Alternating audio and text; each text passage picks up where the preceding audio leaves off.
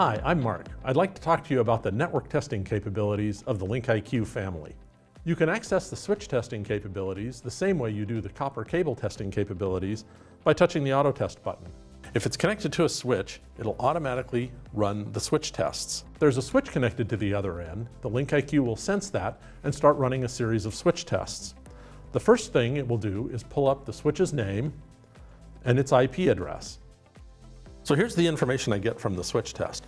First, it tells me the name of the switch and the slot and port I'm connected to, the IP address of the switch, and if I touch this arrow over here, I'll also get further information, including the virtual LAN, which is some very important information.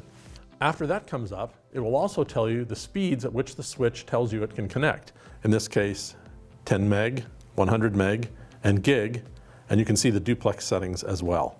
Below that, you'll see the result of the IP ping. This is the address that we set up to try and ping. And as you can see, it failed. That's what the red X is for. We can go and look and see the packets didn't get through. However, the DHCP server did respond. We did get an address, so we know that there's something blocking the ping, and it's most likely a security setting.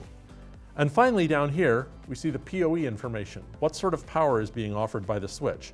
You can see which pair the PoE power is offered on, which class.